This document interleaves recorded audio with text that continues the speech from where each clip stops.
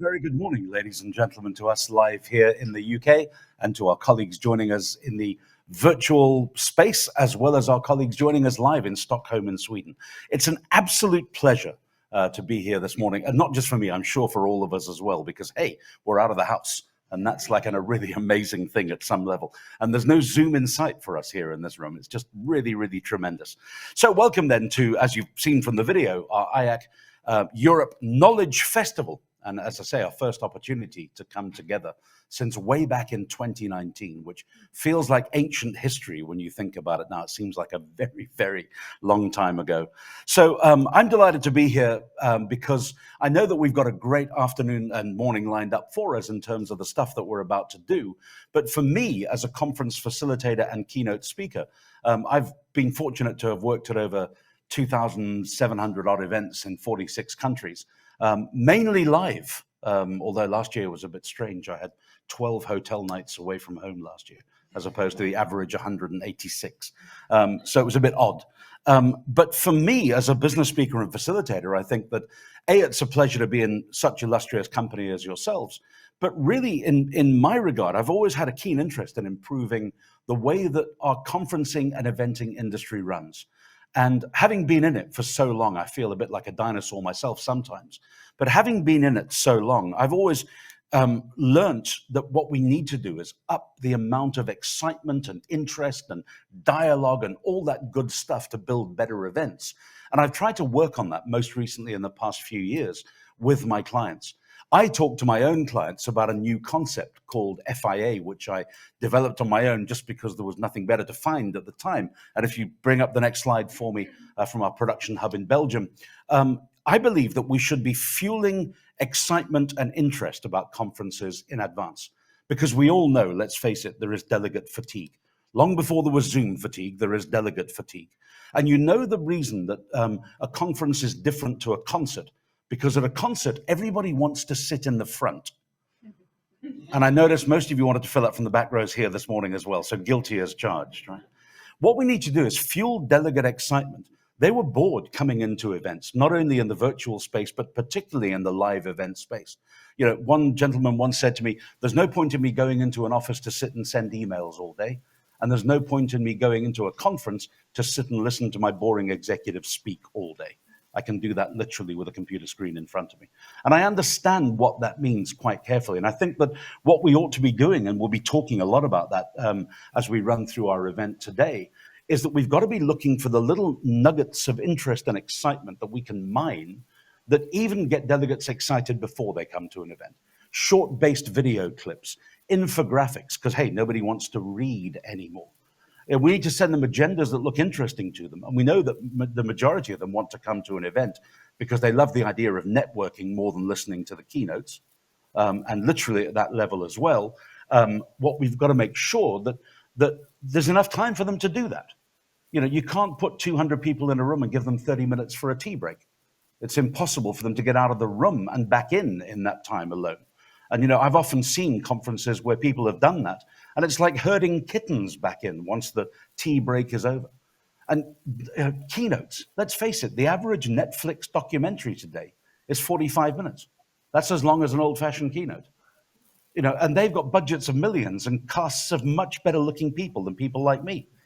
So you know that you've got to be able to compete. So not only do we have to fuel the excitement and get into the interest in it, but I think at the events themselves, we've got to remember that less is more. We've got to recognize dialogue and not just monologue from stage. You'll find today, and you know this should elicit a small groan of, oh God, do we really have to? You're going to be asked to work today, but in the best possible sense, because you're the experts. And whilst there are experts coming up on stage and brilliant keynote speakers that I'll introduce you to later, you've got more brain power and knowledge about this industry than anybody that we've got lined up on the event. So we're going to dialogue it with you, and that's the best possible way to run an event at that level.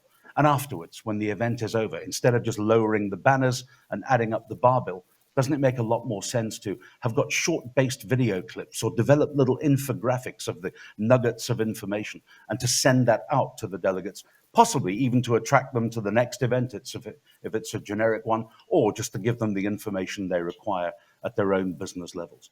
So fueling, igniting, and accelerating the learnings, I think, are quite significant to eventing, and it's something that I really enjoy doing. And I'm glad that today's agenda does a lot of that for you as well. So, as you know, this event, let's get back to today, it requires a lot of hard work, an awful lot of commitment, and a massive vision as well. And our conference planning team and our volunteer leaders have literally changed everything to create this true hybrid experience here in Warwick, live in Stockholm, and to our virtual audience who are joining us literally from around the globe.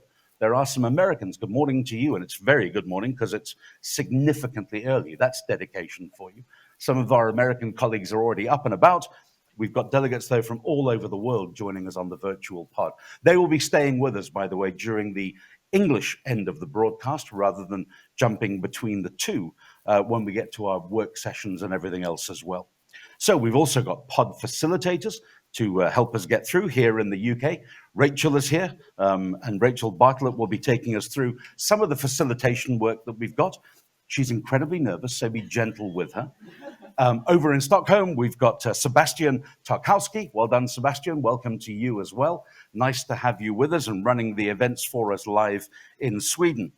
And during the course of the event, what we intend to do is expose you to educational, to some networking opportunities, and they're all deliberately designed in this multi-hub environment scenario, as well as having that opportunity, of course, to immerse ourselves into some fantastic learning opportunities. And hopefully we've left enough time for you to re-establish those cherished relationships and build new ones, in fact, that will take us into the year ahead as well as we go forward. So our virtual attendees will join the UK pod, as we know, and because of this pod system of working, the ultimate new hybrid form of working, a multi-hub or a multi-pod concept, we're delighted to be sponsored by and working with a true partner to IACC, which is Abbott, and Evelyn Arnoux is here, flew in from Belgium especially to be with us. She couldn't bring any beer, sadly, she only had hand luggage. But she's brought herself, and that's really all we really mind about. And literally, they're helping us experience this digital approach today. The technology is being driven live in each venue, but also from a master control room in Belgium. And it's all live and happening literally everywhere. So it really is superb to see how that works. Let me remind you, if you haven't done so already, download the IACC conference app, if you would. It's on Crowd Compass. You can go on to your iStore, Play Store, iStore, App Store, whatever you go on, download Crowd Compass, and then you can get into the app itself, which is the IACC Conference app. Simple and straightforward. There's a whole bunch of stuff on there, including Slido, and we'll be engaging with a lot of Slido as we move through the day as well. So if you can, keep the app open. You should all be on the venue Wi-Fi here in Warwick, and of course, to our delegates over in Stockholm, on your local Wi-Fi scenario as well. When I mentioned getting involved in lots of interactivity, you'll see there are microphones on your tables. You don't have to stand up and go over to them and tap them to work. There is a little button, you press it down, it goes red, and you talk into it, but they're wireless. Latest technology from Abbott, thank you. So you can drag them towards you. Don't hog it on your table. Share it amongst us all so we can all get the experience. But you'll be able to talk live to all of our delegates across not only here, but virtually and in Sweden as well. Slido, as I say, our speakers in particular will be asking you questions. There is a Slido event code. So if you want to make a brief note of that, let me give that to you now. It's hashtag IACC21. So that's for Slido. When you're going onto Slido, built into the app itself, hashtag IACC21. And if you're going on social media, and we'd urge you please to do that as well, there's a separate hashtag for social media, just to make sure that you're awake. Don't confuse them if you can. The social media hashtag is hashtag IACC-EKF for Europe Knowledge Festival 21. So social media, IACC-EKF 21. And please share your experience loud and proud if you would. And if you're going on to Slido, remember it's just IACC 21 with a hashtag in front of it. It's a lot of housekeeping, that, my goodness. Let's get into the meat of this. So really, ladies and gentlemen, it's my great pleasure now to introduce you to your chapter president, Lotta Bowman, and the IACC CEO, Mark Cooper, who are coming into us live from Stockholm. Thank you.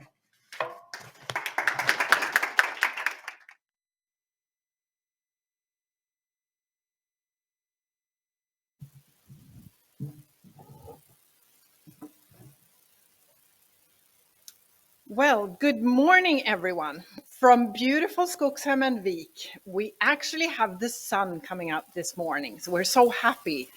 And I'm hanging out here with a bunch of friends and friendly faces from Sweden, from Denmark, and from France.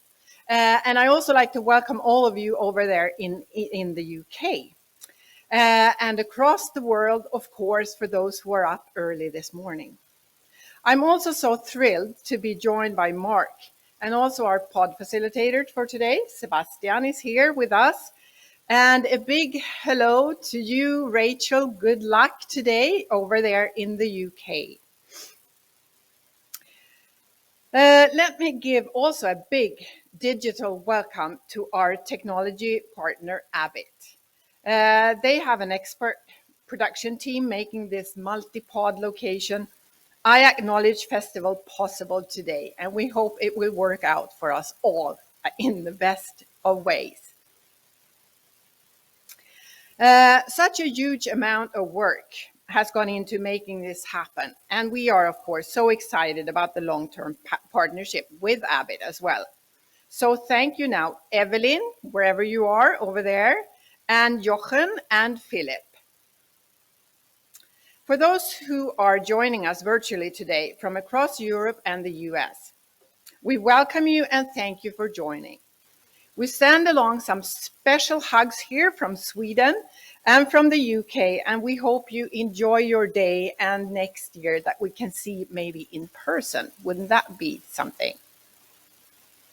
So I think it's really fantastic that we could, after all, bring us all together from these different locations and gather for the IACC Knowledge Festival today.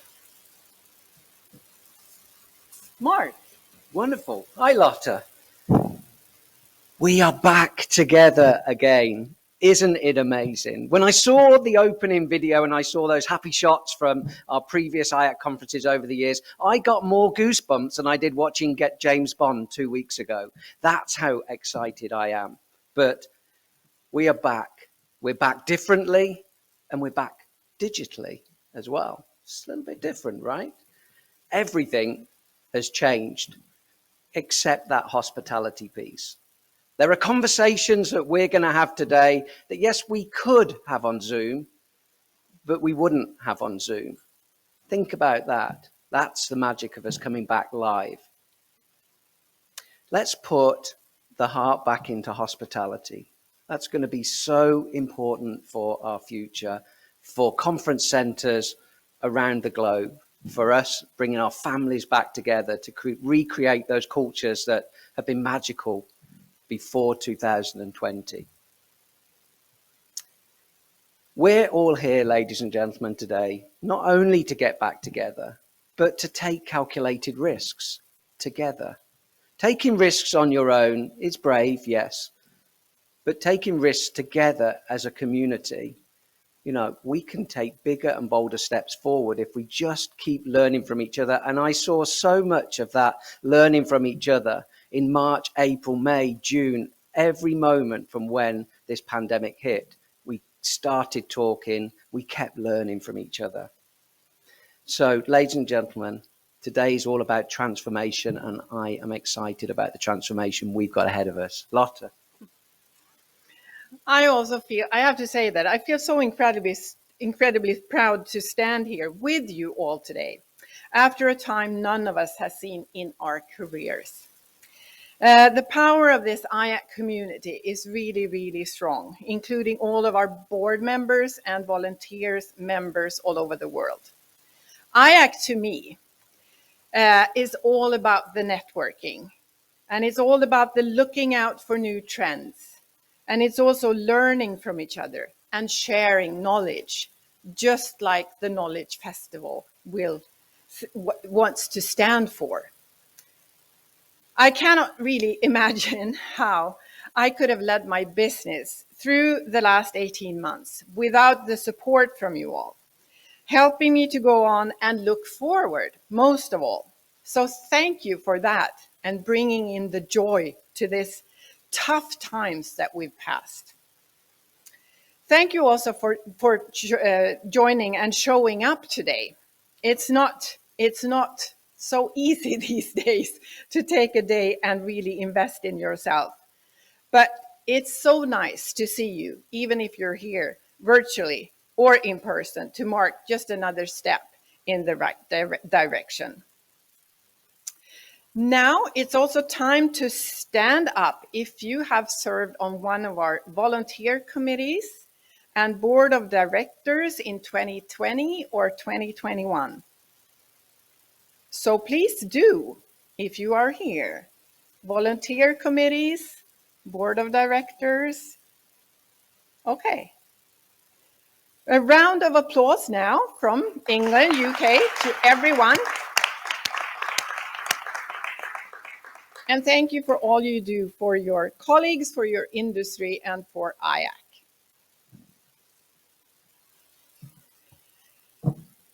Today is the first digitally charged Knowledge Festival, and we plan to learn a lot and make IACC even more accessible, of course, for members. Trying new things is critical to achieving all that is possible at this time. But except from our time's biggest challenges, that I say is digital and sustainability, we have a huge challenge to address our people. The future of our businesses is quite honestly linked to our ability to rebuild our talent. To do this, in my view, we have to be radical in our approach in putting to heart back into hospitality. But we can do this. This industry and the people we have in it today have a passion like few others. And we will welcome the best of the best to join us. Mark. Lotte, you couldn't have spoken a truer word. I agree 100%. It is all about people from this moment onwards. How do we recruit? How do we reskill? How do we rebuild quickly and seize that opportunity in front of us now? Yes, many of us have busy venues, which is incredible. But, you know, at the heart of today, you will see some very different examples of how we're moving from analog to digital, and think about that in relation to how our people will move from analog to digital. Goodness me, if I'd have thought about the fact that we have an IACC conference in Warwick in the UK, 6 miles from my home, and by the way, if anyone's free at lunchtime, could you let the dogs out for me, please? Because there's no one, anyway. To think that we would be in this environment is just unprecedented. 2 weeks ago, we brought together some really creative minds, HR leaders from across our membership in Europe, in the Americas, and asked them what the future looked like in terms of developing our people and attracting back those that we lost with such huge talent. And what really struck home to me after I talked to them for an hour and they shared all of these ideas was just, wow, how big a transformation of human resources and people development this is. I can only imagine what it was like as coming back from World War II as nations and rebuilding economies, and and I can't fathom the depth of how big that was. But this feels to me, for the hospitality and the meetings industry, very similar in the way that everything is changing. We're asking our chefs to come together and have days of planning and recreating their working terms, their working hours, how kitchens are going to be staffed, how they want to work, how they want to be employed. That never happened before. We would tweak the sort of edges of things and we'd bring benefits in, but this is how big it is. But it's exciting because the hospitality industry does have a legacy sometimes of bringing the past with us and trying to make things fit into our past ways. So I'm excited for what we're going to develop together, because I know this group here, this group in Warwick, and our virtual group are exactly the leaders to do that. Lotte. There are 2 areas that I believe that we have to focus on today that will put us in a better tomorrow. They are respect and protect our retained talent we have today. Don't tire them out. We need them to train our new staff and to take care of our guests who now expect extraordinary service. Then we need to be closer to our hospitality schools, closer to the education of incoming generations. And therefore, I'm so glad today to welcome our students from Frans Schartau's Handelsinstitute. And also in the UK, we have students from the International Business School in Lincoln.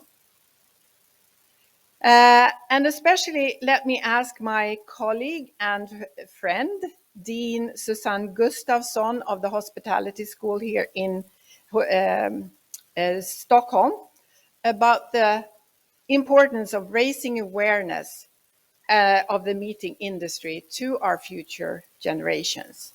Please, Susanne, what do you say?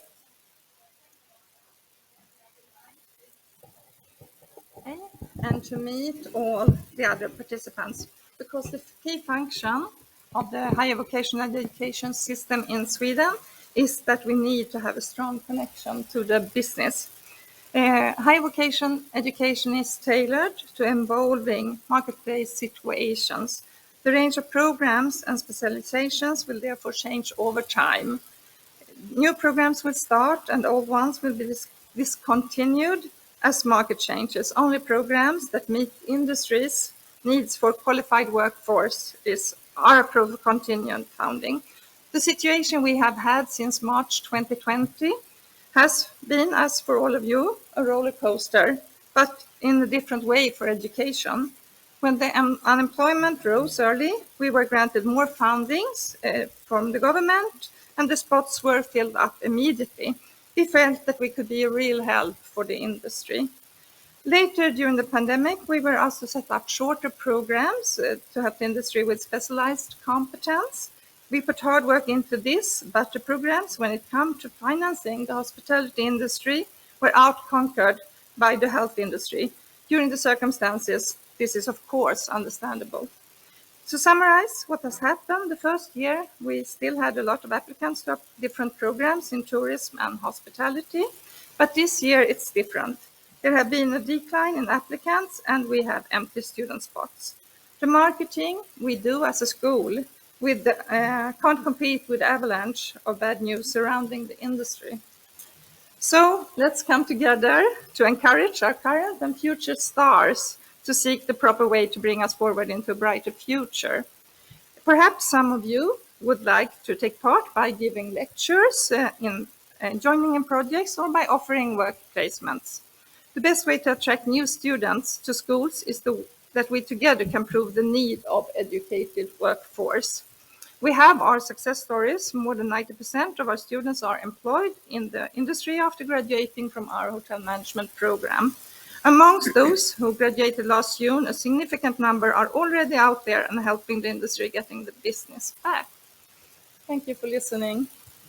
Thank you, Suzanne. And there are at least 4 willing workers for the future of our industry here today in Stockholm, and I know another 4 in the UK as well. We must move on now, but your ideas today are so valuable. As Michael said, you're the experts in the room, and so that's where the magic will happen. Think big, think brave, ladies and gentlemen. And my one saying that I've been using a lot so far this year has been, no risk, there'll be no reward. So, ladies and gentlemen, I'll finally hand over to Lotta. Yeah, well, let the fun begin now. We're in safe hands with our one and only Michael Jackson, Abid, and our pod facilitators and volunteers. They're all wired in and ready to learn and inspire. So make the most out of the day, and I hope you feel a little like I feel, like first day of school, sort of. Finally, when you're up on stage and you should say hi to everyone. So just enjoy your day and have a fabulous time. Thank you.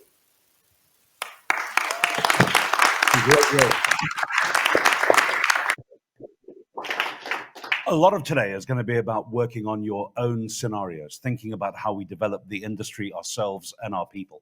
And I think perhaps the most important strategic question that we could answer beyond this Europe Knowledge Festival is this: when this pandemic is finally over, and we're looking to perhaps be towards that point soon, hopefully, when this pandemic is finally over, will people want to engage with you the way they did before it began?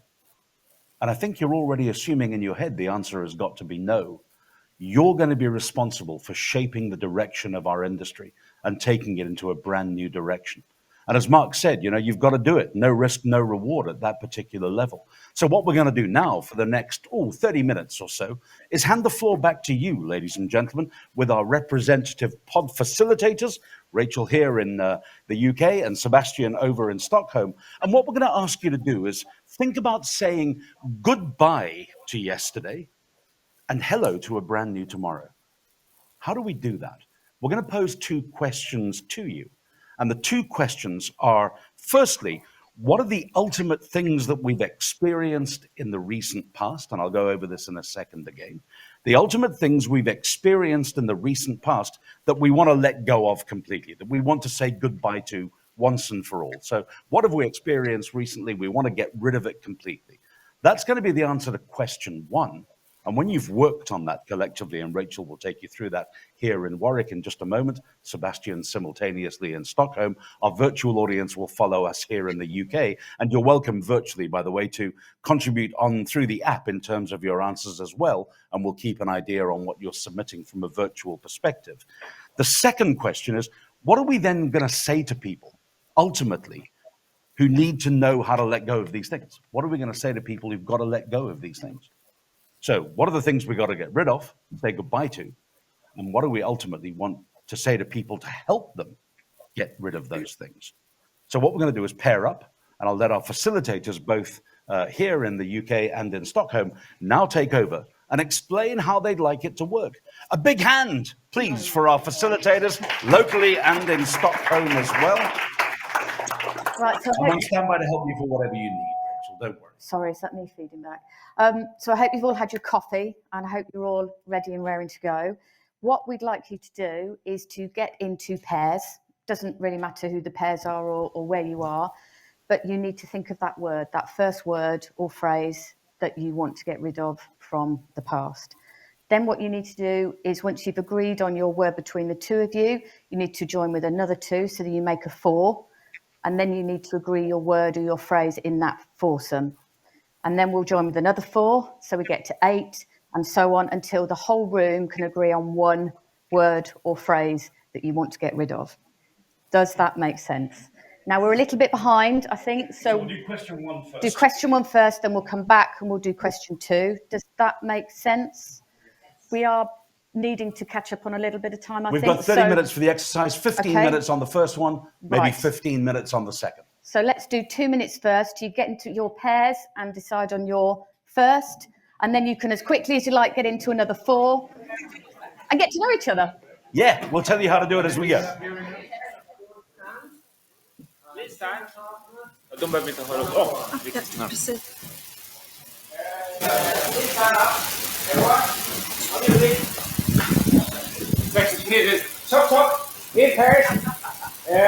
And start discussing. Do you hear me with this? Oh, I can have this also. In pairs, and start discussing.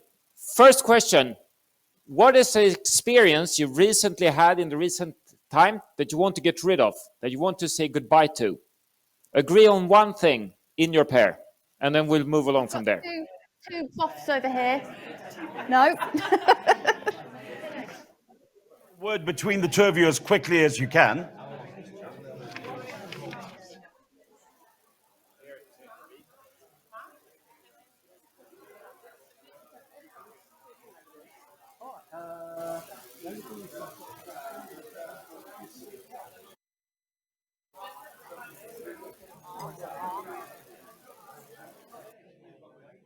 You ready? Oh, got a 2. Got a 2. Another 2. Yeah.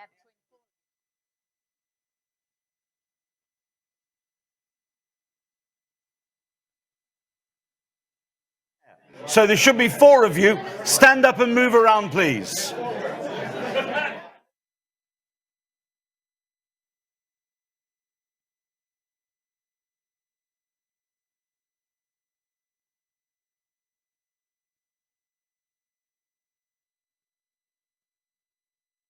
Between the four of you.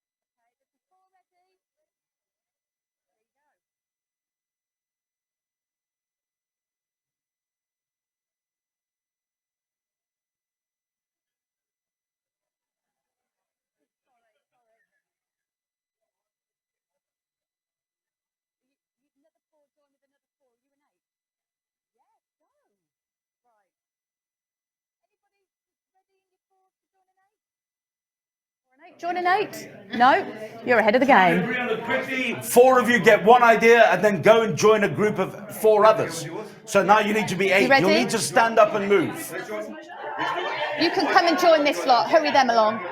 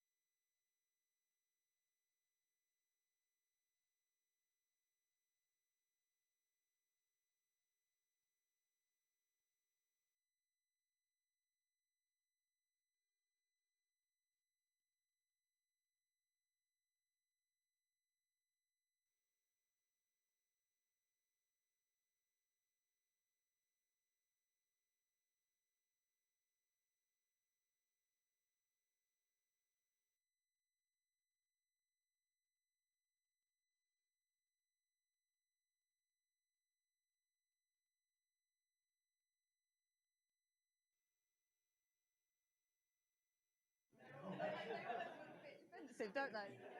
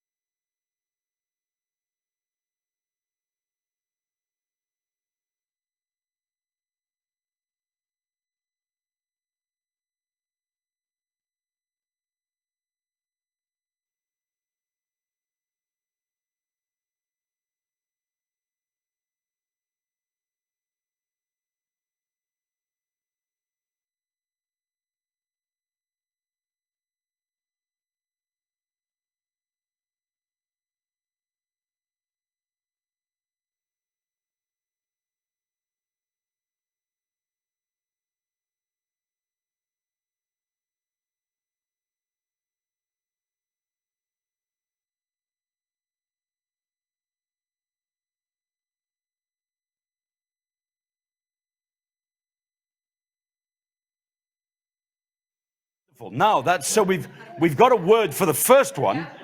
Now you've got to regroup, folks, back into twos to start tackling the other one. And we have we're doing nicely. We're ahead of Stockholm, by the way. And there's a point. Just remember, I know how competitive you all are. So, you know, us versus we do need to win. yeah, it's a bit Just saying. it's a bit weird, really, because it looks like Stockholm stayed up all night decorating their room. And there's that funny pink thing behind Mark Cooper. I suspect that's his dressing gown.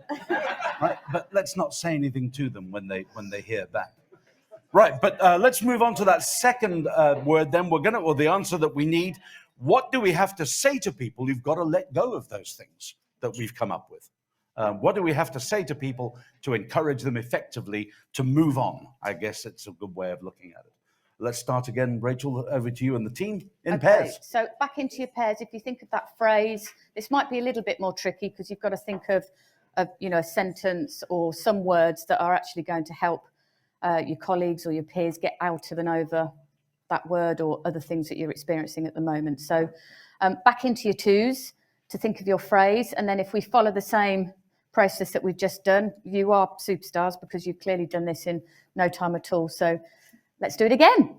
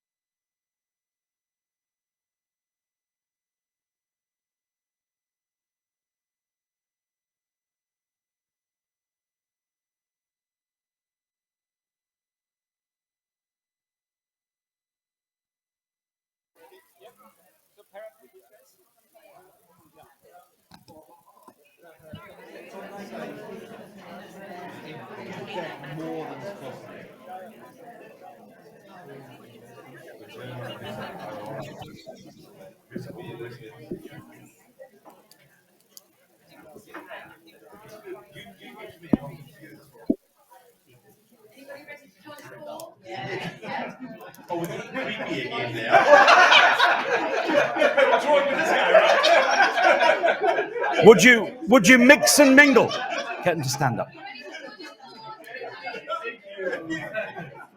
Folks, if you're ready to join your four, please will you stand up and find another two people not on your table.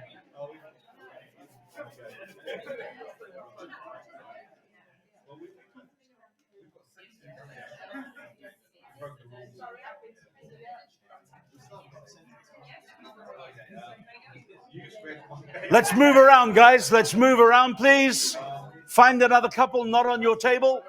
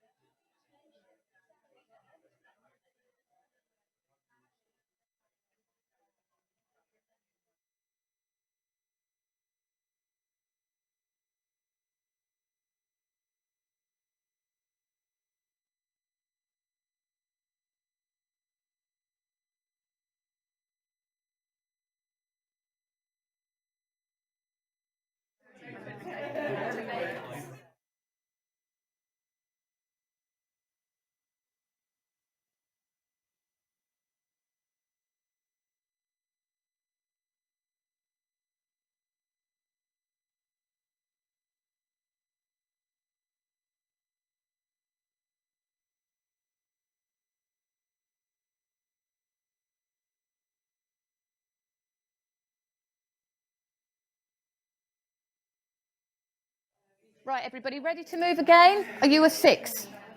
You a 6? You working together? This is good. Right. Are you ready? Can you join with these table here? Thank you.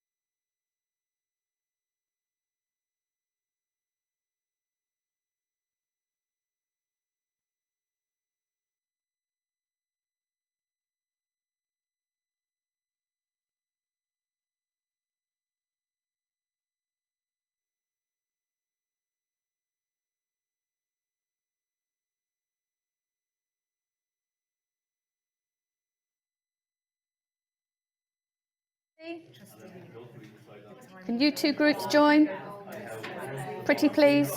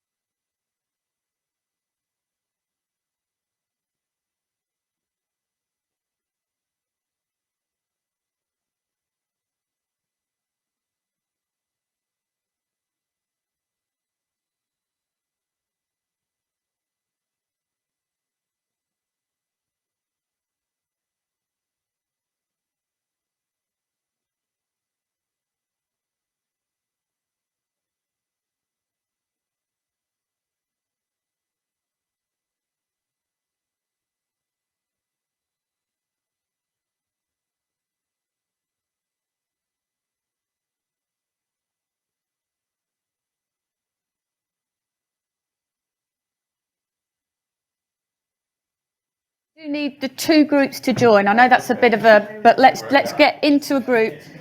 If you've got 3 or 4, let's just decide on one between you all. So if we just get into one big group, and if you've got a spokesperson from each group, do you want to pitch? One big group picture idea, please.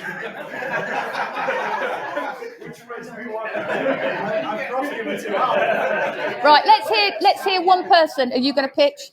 You going to pitch? Right, let's have a bit of quiet, everybody. I said, be involved to evolve together. Ooh. Right, next pitch.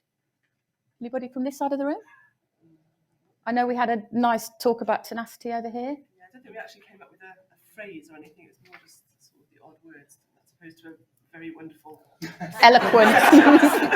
summed everything up. I don't know about that. Caroline? I don't think they were the right words. They certainly weren't as polished as yours. But we got as far as taking confident steps forward, promoting positivity, and encouraging innovation along the way.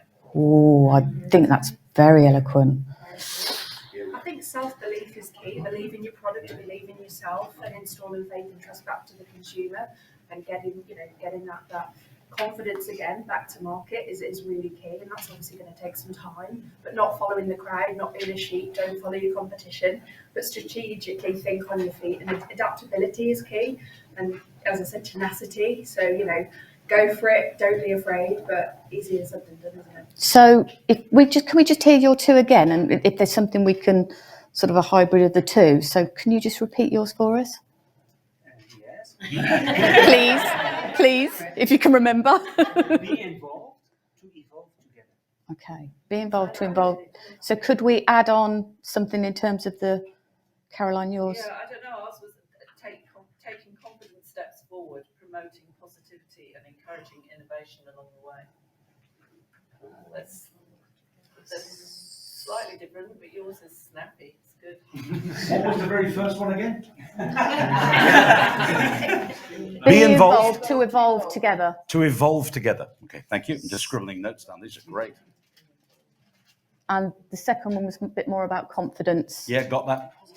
And positivity. So could we say something like, be involved to evolve together, and then add on a part of yours? Encouraging positivity and innovation. Love it. Yay. Well done, team. Fantastic work. Right, well done. You can all take your seats, folks. Thank you very much indeed. Now, Rachel and Sebastian are going to do some amazing things for us. So what we need to do is just work out what's happened in Stockholm as well, so that we can see what they've come up with and share their ideas with us. And the answer to question one, I'm going to ask Sebastian to reveal the answer to question one from Stockholm in just a second. Then Rachel will join in and reveal the answer to question one here. And then we're going to do something amazing with it. Stuff that we've experienced that we want to say goodbye to. Sebastian, can you share with us, please, what was the response from our illustrious group in your end of the world in Stockholm? What did they come up with? Thank you, Michael. We had very good discussions here, but in the end, we had a very sort of large agreement on, everyone was on par. We want to get rid of distance. The word distance. Distance, right, I love that, so thank you. What I want you to do, please, Sebastian, is just write that down for us. I think you've got some ingredients there to do that with, bits and pieces. Rachel, just take us through our end from Warwick. So what was the feeling like, and what was the final word? It was almost unanimous, and we came to a conclusion really quickly, and the final word was fear. Fear. So we've got to get rid of distance, and we've got to get rid of fear. That's what you've all agreed. So now, through the miracle of modern technology, God, you feel like Paul Daniels and his assistant right now. I thought that earlier. Right. Please write down in Warwick the word fear on your piece of paper and hold it up and show everybody. Sebastian, you're going to write down the word distance, holding it up to the camera. There we go, thank you. Now, because we don't have any special sound effects, they got all the budget for looking great in Stockholm. We're going to make the noise, which is a drum roll, ladies and gentlemen. And as you do so, please watch Sebastian and Rachel very closely, as we're going to make those words disappear completely. Drum roll, please. Drop it in. Let's go. Big stir on your bowl.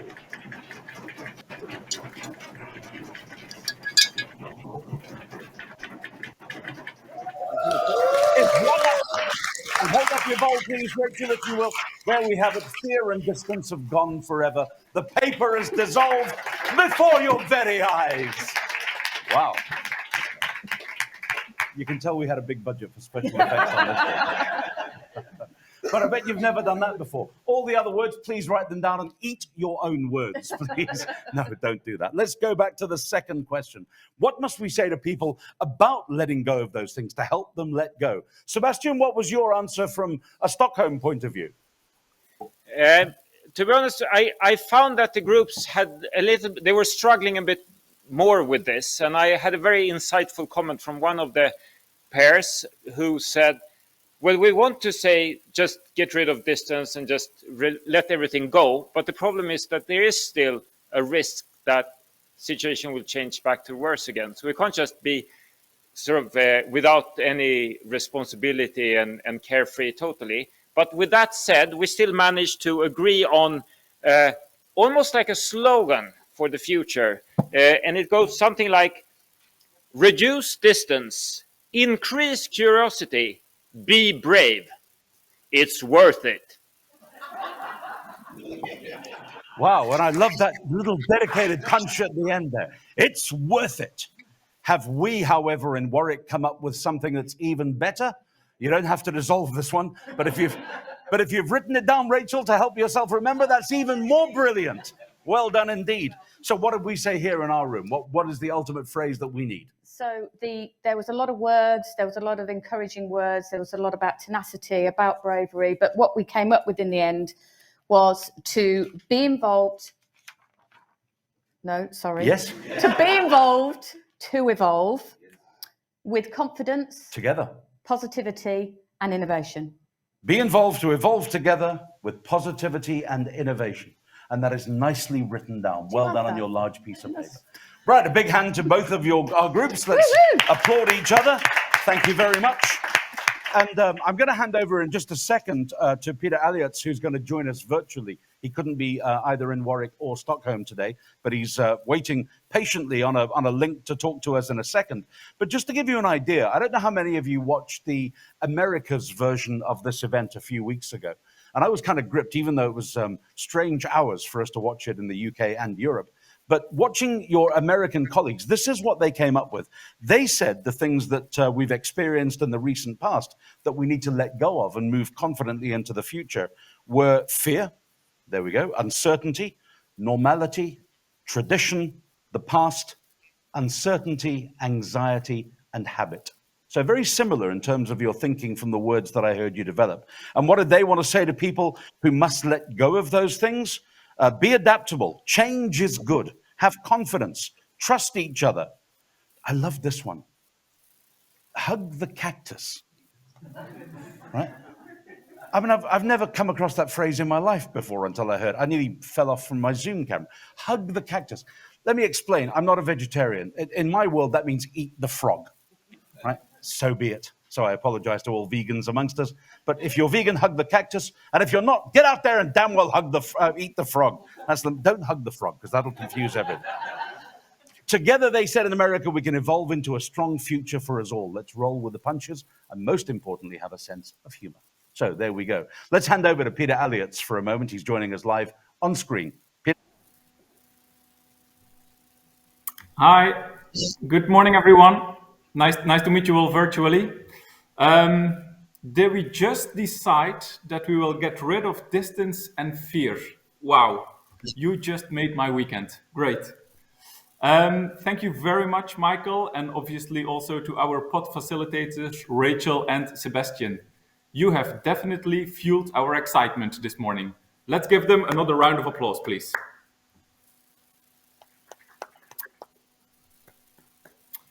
So now I am on screen. Please allow me to also put the spotlight on another group.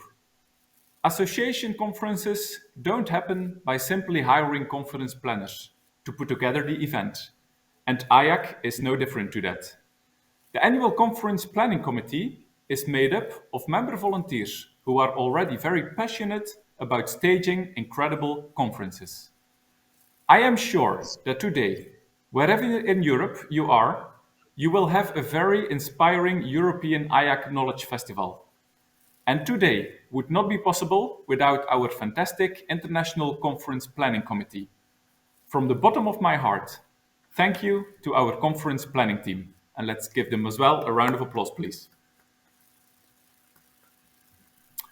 Michael, back over to you.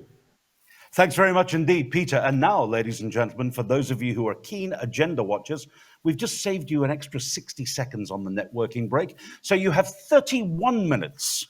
And we've done that because you're a small group and it's not too far away from the coffee. But remember, it's still only 31 minutes. So you can do three things. You could rush off and check your email.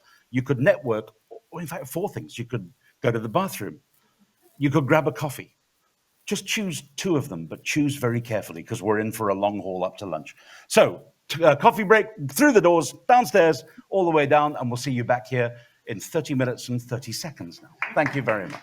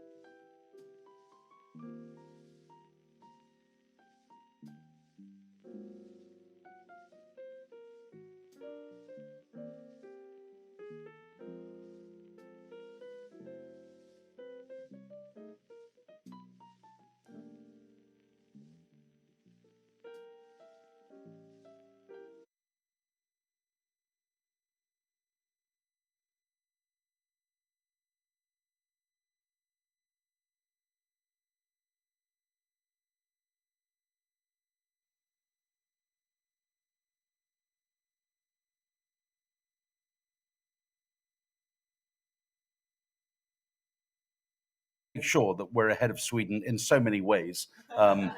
They've asked us to come on screen to say, are your people ready? And are we ready? Can we all shout yes? Yes! Are you ready, Stockholm? That's the question. And if they are, we're ready to begin. If you'll all take your seats in Stockholm, please. Thank you very much indeed. We are dutifully seated and await the next part of the agenda.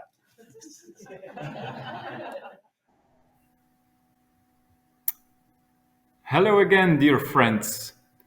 Our next keynote speaker may look a little familiar to you if you were with us for the Knowledge Festival the last time we were in Sweden. Since then, his message has been heard by many around the globe.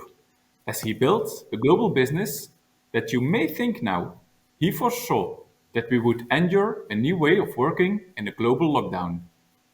Everybody, please help me to welcome to the stage Mr. Julian Stubbs.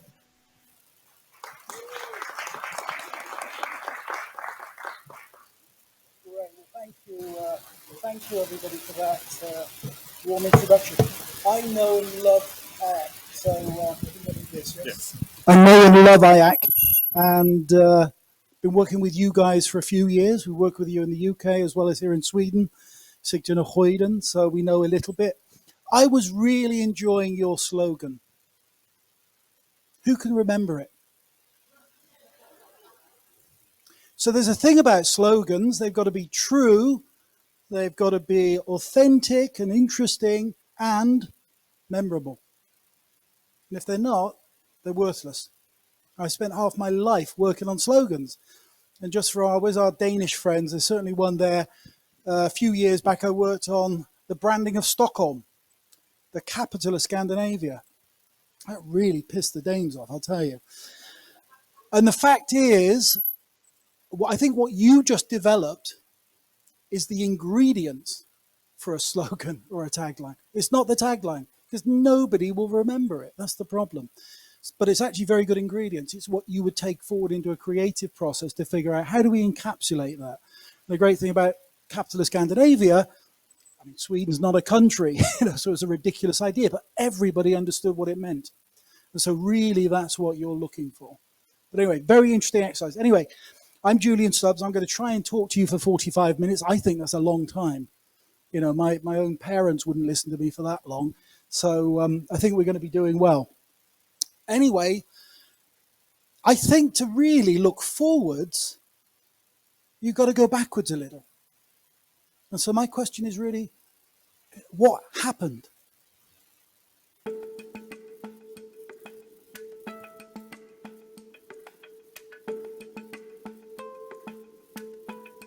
The CDC has identified a case of coronavirus in Washington state, the Wuhan strain of this. If you remember SARS, that affected GDP, travel-related effects. Have you been briefed by the CDC? I have. Are there words about a pandemic at this point? No, we're not at all, and we have it totally under control. It's one person coming in from China, and we have it under control. It's going to be just fine. But now we're working very strongly with China on the coronavirus. That's a new thing that a lot of people are talking about. Hopefully it won't be as bad as some people think it could be, but we're working very closely with them and with a lot of other people in a lot of other countries, and we think we have it very well under control. The virus, they're working hard. Looks like by April, you know, in theory, when it gets a little warmer, it miraculously goes away. I hope that's true. But we're doing great in our country. China, I spoke with President Xi, and they're working very, very hard. And I think it's going to all work out fine. Rough stuff, I tell you, rough stuff. But I think it's going to work out good. What do you have, a very small number of people in the country right now with it? It's like around 12. Many of them are getting better. Some are fully recovered already. So we're in very good shape. I think it's going to work out fine. I think when we get into April. Okay, that's enough of that. We all know, probably politicians, to be fair, even to Trump, you know, politicians around the world got it badly wrong and governments got it wrong, and we all know really what happened. So I want to take you back a little bit to those moments of my personal journey through it when coronavirus started. So I'm Julian Stubbs, I'm a marketer and entrepreneur. I'll talk a little bit about my business background and our business to give you some context. But I wanted to take you back to, and I remember it pretty well, January 13th, 2020. I was standing on a stage giving a speech in Gothenburg to about 200 people. We were launching a new brand, and I kind of heard about this thing in China. It's in China. It didn't really matter. And then my son, about a month later, tells me, Daddy, I'm off to Val d'Isere skiing. So I take him to the Orlando airport. There's 200 kids getting on a plane to fly down to Val d'Isere. And I'd started to hear about this thing in Italy. Lombardy is now there, coronavirus, but the Alps are in the way. And so these 200 kids went down there and met many thousands of kids on the ski break in Sweden, which is a big thing. Big mistake. Big mistake. That brought it right back in. And we should have realized that at the time. And then the next moment, go forward another month, and this is one of the most tragic nights. Where's Mark? He'll remember. I was there. I took my friend Johan. I've got a season ticket at Anfield. Atletico beat Liverpool. It was awful. And I remember my season ticket is kind of away at the what they call the Anfield Road end. I looked down, and there were probably, I don't know, Mark, 4,000 or 5,000 Madrid fans. Madrid had just been declared an absolute hotspot for coronavirus. You look at the numbers in Liverpool, what happened after that match? Went through the roof. Next day, pretty much, they locked Britain down. I got out on one of the last planes. And so for me, that was kind of that journey heading into that. And a little bit about us. So and I'll talk about this a bit more later, we describe ourselves as a global cloud-based agency. We work through the cloud digitally. We work with branding, marketing, and digital. So as a business leader, the important thing was 2019 had been our best year ever. And what was going to happen in 2020? And going into 2020, it looked great. Come the middle of March, all of this started happening. Well, for us, 2020 was our best year ever, and 2021 will be an even better year. So I wanted to put that up there to tell you a little bit about what's happening with the world of work, with the world of business, from my perspective. I use conference centers a lot, by the way. We use them professionally. But the fact is, it's not all bad news what happened with coronavirus. If you were digital, if you were in life science, pharma, biotech, if you worked through the cloud, if you understood remote working, you got on fine. So, I mean, we were sort of fortunate. I'd use the word fortunate as opposed to lucky, but we'll come to that in a little bit. So the big question is, if that's the past, what's going to happen? And today's session, we're going to cover, I want to talk about the world of work to begin with, and how the world of work is very much changing. I want to talk about us, and I'll try not to drone on about us. Asking a marketing guy to talk about themselves is like the worst thing you can do. I'll be here forever. So I'll try to keep it really brief and just sort of give you as context to our experience. And then we'll talk a bit about the future and even about my view of the future of conference centers and hotels and give you a bit of insight. We're going to talk about burgers, punch cards, and people lying about in hammocks as well. So a bit about me. As I said, I'm married. My wife's American. I was British till Brexit. What a success that's been.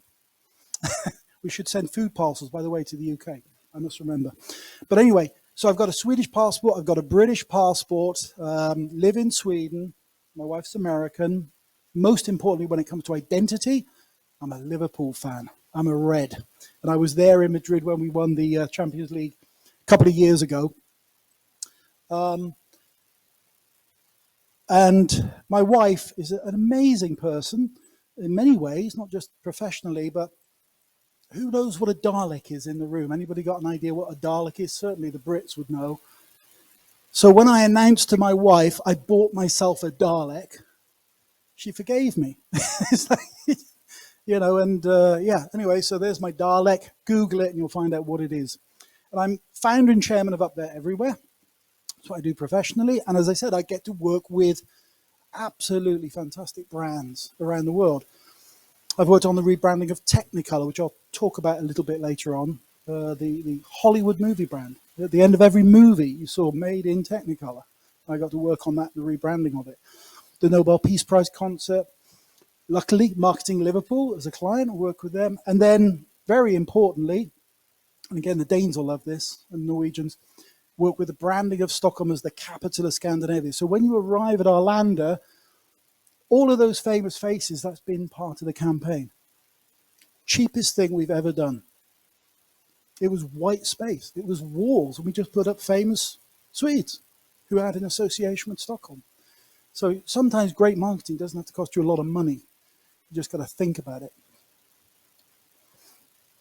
So, bit of context, certainly in your business as well. This was my life, 80 to 100 flights a year, 120 to 150 nights traveling, hotels mostly.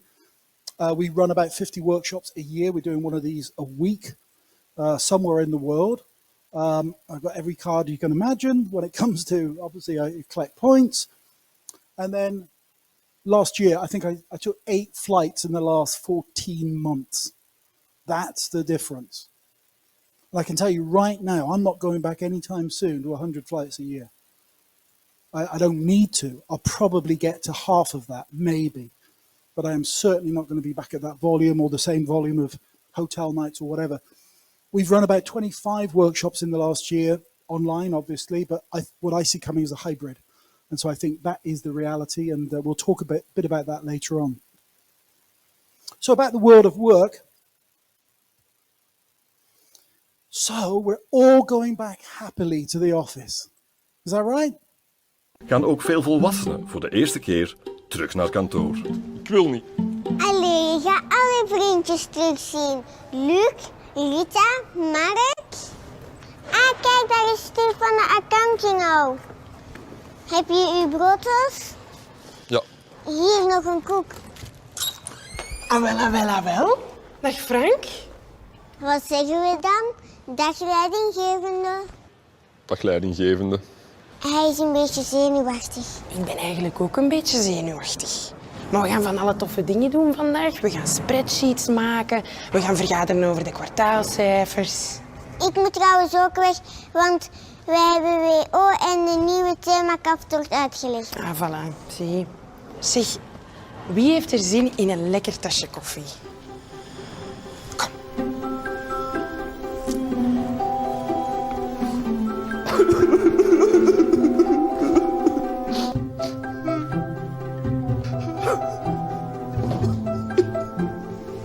Hey, ik kom straks wel terug.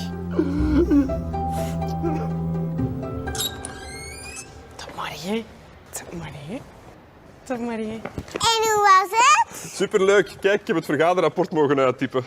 Amai, heb jij dat gemaakt? Ja. Steve heeft wel een ongelukje gehad. Kijk. En omdat jij zo flink bent geweest, gaan we vanavond spaghetti eten en gaan we naar de afspraak kijken. Yes! En wie zijn de gasten? Mia Doornaar. Ah, weer al. Loop. Well, lovely. So, some stats. So pre-pandemic, Americans spent about 5% of their working time at home. During the pandemic, that number changed to 60%. A huge number.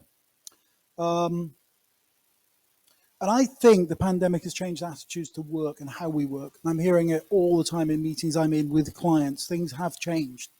I think remote work has actually forced people to communicate better and be more prepared. And so I think that's one of the consequences. So, who in the room works 9 to 5?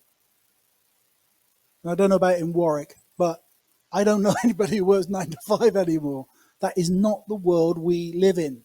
So you've got to forget that.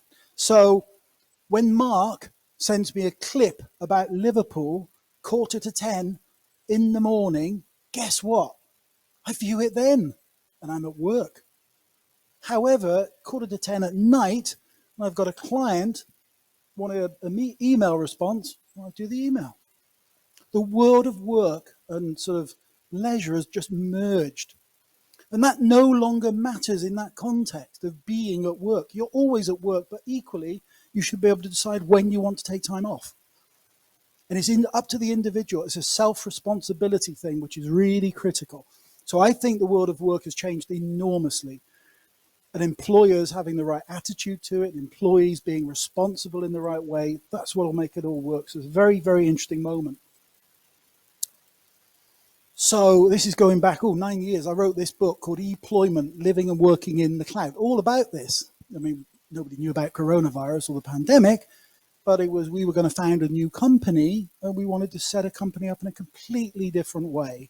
And this was kind of our blueprint. And so I thought, if I write a book about it, maybe we'll be successful and sort of figure it out. So we did that. And obviously you have employment, traditional employment, and then you have people who are independent, or let's call them freelancers.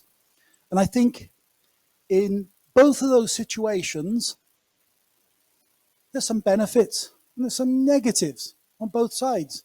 So in employment, hopefully you get paid, so you get income, you have colleagues, you get training. However, you have to commute and you have an office, that place you have to go to, and you have a boss, which is the worst thing for me. I'm awful at having a boss. Being independent or a freelancer, you have freedom. You are the boss, and pretty much you have flexibility about how you work and where you work. However, income can be a struggle because you're actually selling yourself. You get lonely when you're on your own, and actually you stagnate. You don't get better at things on your own. You really do need other people to improve. So really important. So we came to the conclusion, what if you could combine the best of both of those scenarios? And that's exactly what we did. And we called it, a third way for working, which is actually a membership model whereby you get all of the benefits of both as far as you can. Now, I wouldn't claim we're perfect, but we're doing pretty well.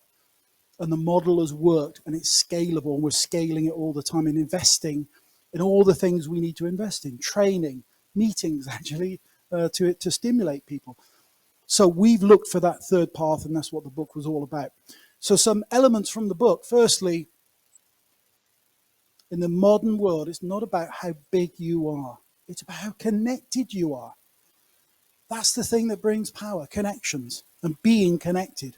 So really, really important.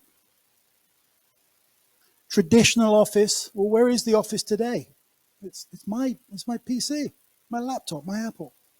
That is the office.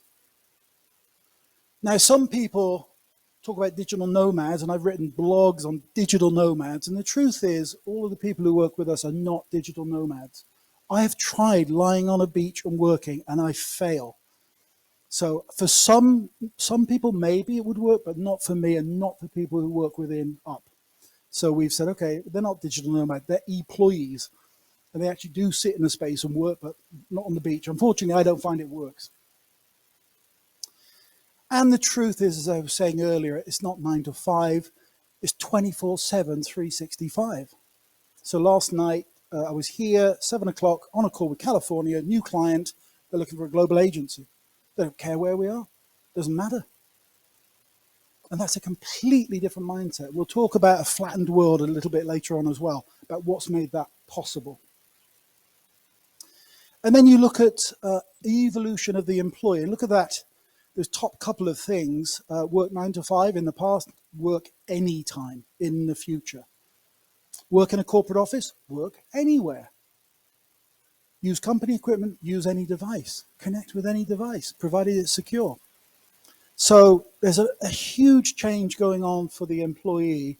Equally, there's a huge change going on for the organization as well. So, it used to be about big teams, central locations. Now we talk about globally distributed teams, which is how we work. Really important concept. I think there's something in there for conference centers, funnily enough. I think you're going to see an uptick in smaller meetings, people coming in wanting really high-tech facilities for 2 hours or 3 hours to connect with their colleagues in California or New York and have lunch as well. I think you're going to see that as well as a growth area, provided you've got the technology. This was the driver almost for me setting my own company up, work-life balance. Now, when we set up 2011, my son he's just about 10 years old. 3 o'clock in the afternoon, the most important thing in my life was to go play football with him. Pick him up from school, play football for an hour. What's wrong with that? I'm going to do all my work. I'm going to get it finished later. It should be up to me about how I manage my work and productivity. And so this work-life balance thing is a huge driver. I mean, these guys, millennials, they're more interested in that than they are huge salaries or working for a company for 20 years or balance. And so that's going to be a huge thing. And then, you have to ask yourself, well, where'd you get your best ideas? And I certainly don't get mine in an office. I certainly don't. I normally get them in the shower in the morning or some strange place walking the dog. So offices for me are not about ideas. It's where you meet other people, where you share things, but it's not about generating great ideas. It's my business partner, Eric Dowell. He's one of the founders. He came up with this great quote. I don't see $4 in Starbucks as an expensive coffee. I see it as a cheap office. Have you ever seen all those people in Starbucks running businesses? You go to the Scandic Hotel, the Scandic Anglais in central Stockholm. It's full of people running businesses. And that is the future. Obama's maiden speech when he was made president was written in a Starbucks. So, I mean, people are working in completely different ways nowadays. And I rather like this quote as well from Maslow. If you only have a hammer, you tend to see every problem as a nail. And what that's really saying is we have to move into the world enabled by all these amazing cloud-based tools we've got. Now, this was the picture in 2011. This is quadruple. There's 1,000-fold more online tools today than there were in 2011. We were one of the first users of Zoom in Sweden, Basecamp in Sweden, and now these products have just multiplied and fantastic productivity products. So we call it tools for a flattened world. As I said, I got a thing about bosses. I do not want a boss, and I certainly don't want a boss who looks anything like Ricky Gervais from The Office. I'd much sooner be my own boss. And so that was a big motivator for me anyway. I don't know if anybody's heard of what we call the 1099 economy. Now, the 1099 is the tax code in the US, the IRS tax code, for people who are self-employed. They're called 1099ers. And the staggering thing is the statistic. They reckon minimum 25% of people are independent. Up to 35% they reckon it could be. So it's a huge number of people independent. And that's a huge driver of this new gig economy, but the independent economy.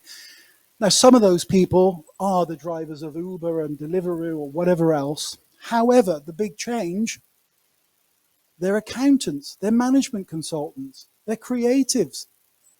And so all of those people are the people that we appeal to join us as members. And so there's a huge change going on in how people work. A great article in The Economist. You can Google it and get it online. April 10th edition, The Future of Work. So I've taken some of the thoughts from that. Okay, quickly about Up. We're more or less on time.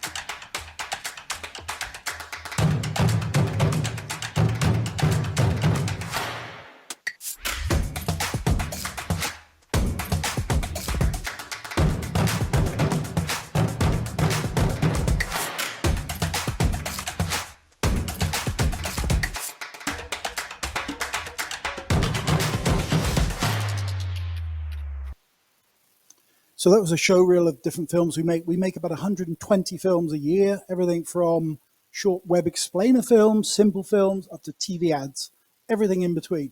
Film is going to be dominant when it comes to content.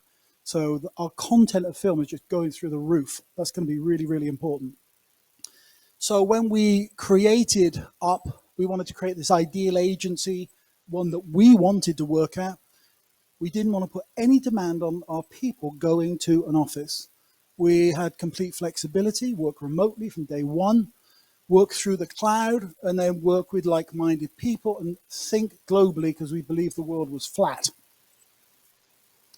So some of our clients, you'll recognize some. We work in a bunch of different business areas, place branding, marketing, life science, medical device, pharma.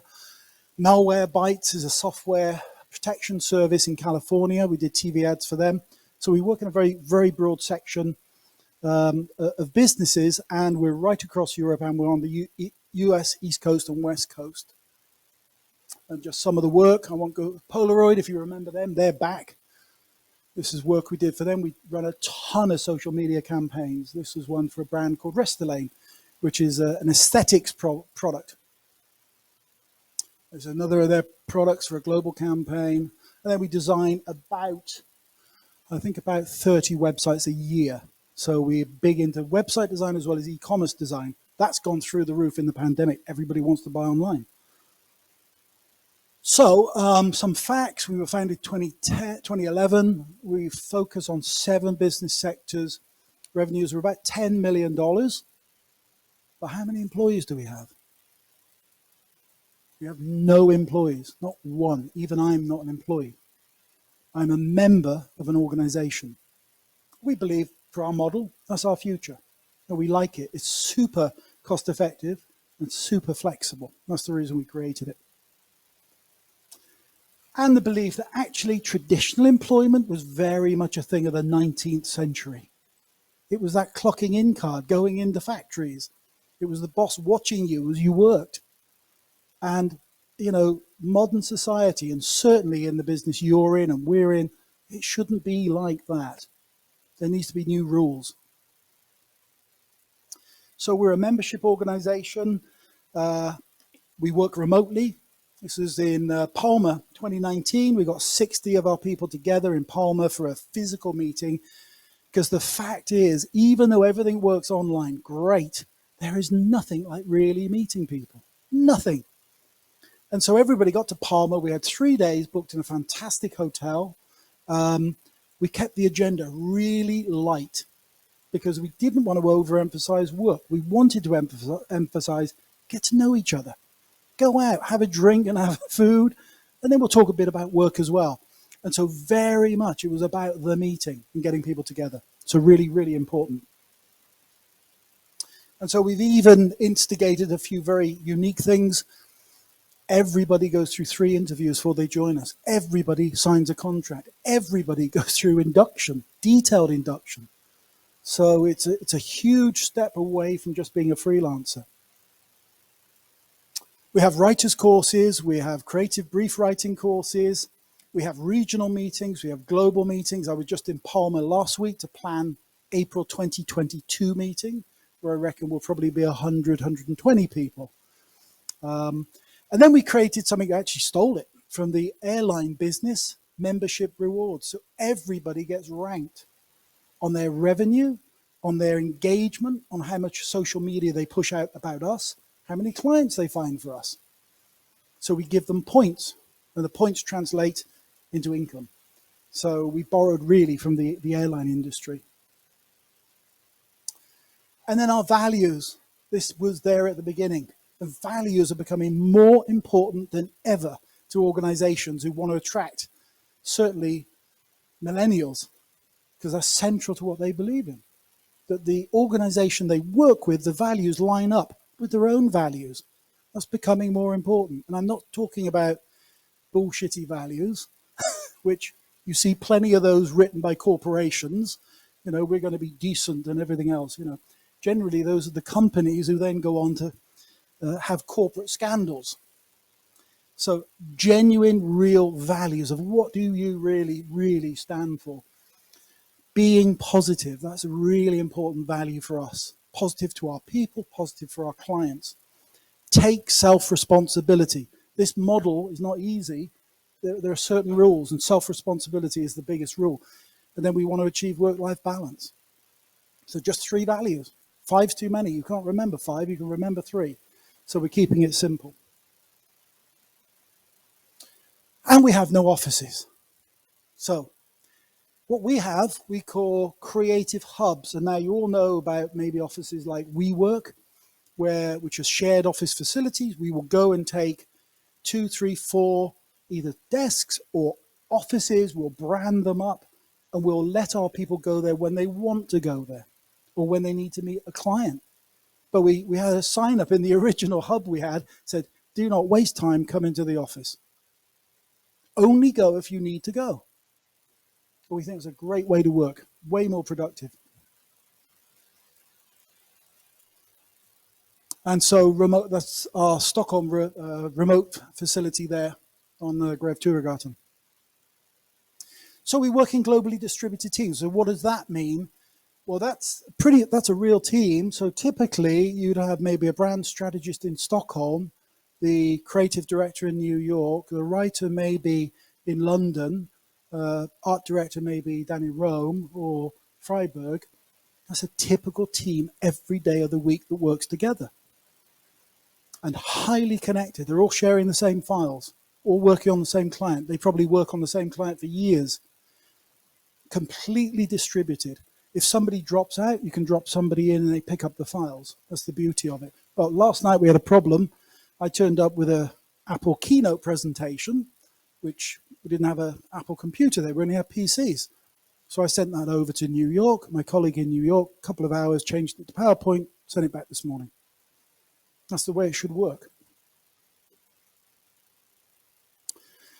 So I'm going to talk a little bit about our kind of why we were founded and how we were founded. I'm going to talk about a $35 million hamburger in a moment, which is a pretty good food service offering, if you can get away with that. Actually, we were born in the Shake Shack in New York, in Madison Square Park. And I went there with my business partner, Eric, and we sat down for lunch. We had a burger. And we decided we wanted to have a different model for an agency. We kind of came to the conclusion it wasn't what we did as agencies, which was the problem. It was the business model was the problem. It's dysfunctional. It's too expensive. It's too slow. It's too siloed.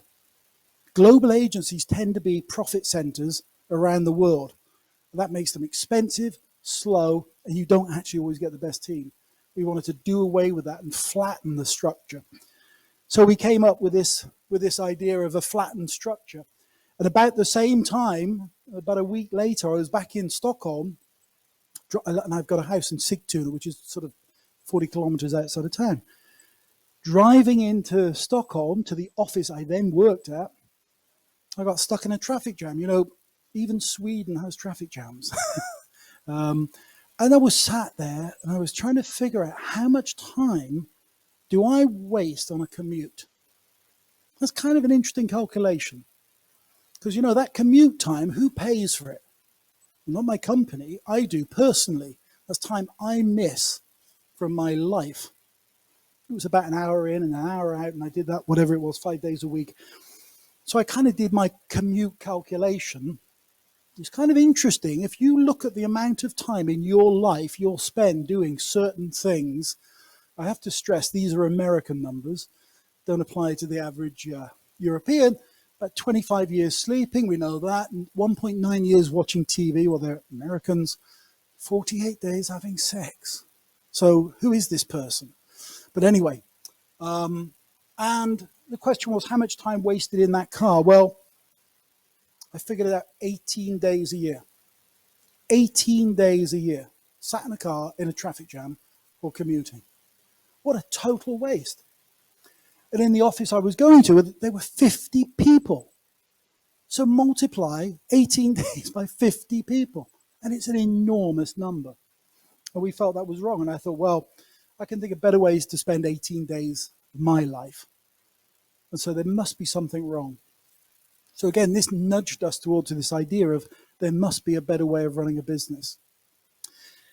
And then the third thing, about the same time, I was lucky enough to be working on this brand Technicolor, made in glorious Technicolor. It's at the end of every movie almost. I was out in Burbank, close to Hollywood, and our job was to create a new brand identity and value proposition for them, and I was involved in that. That's the old logo.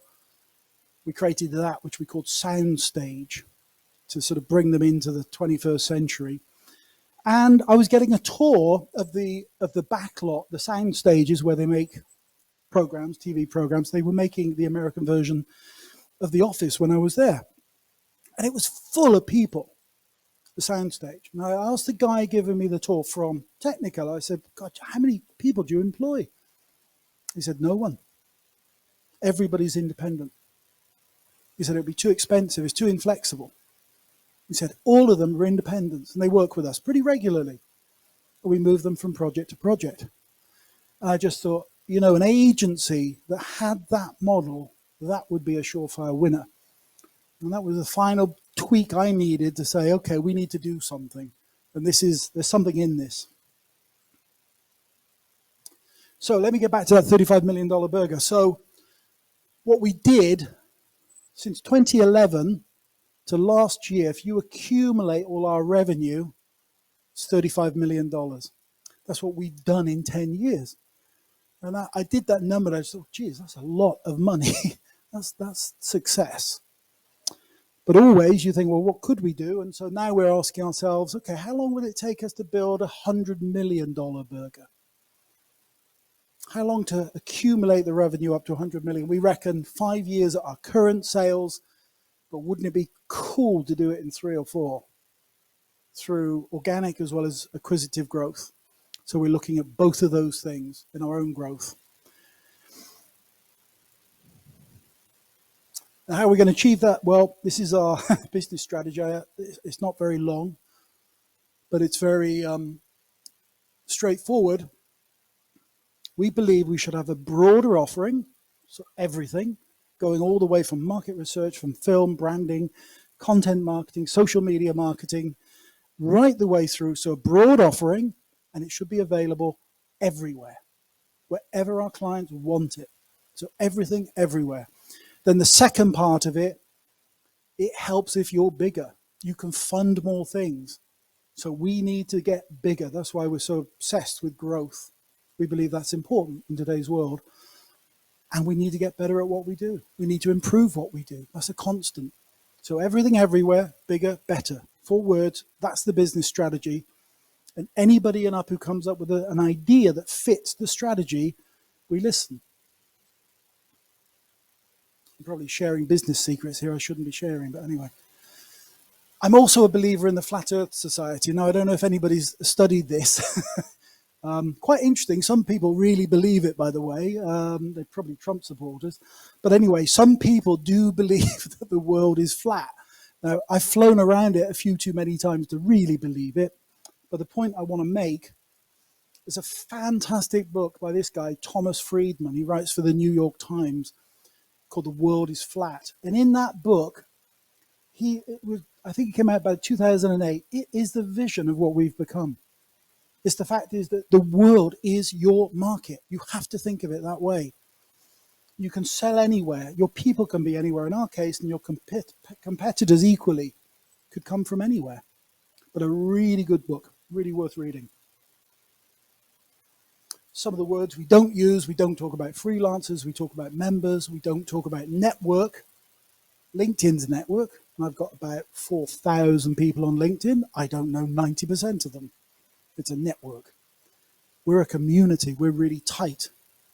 And virtual we don't talk about. We talk about online because it is online, but it is really real. Those people are there for me every day. So we use very much the words online and real.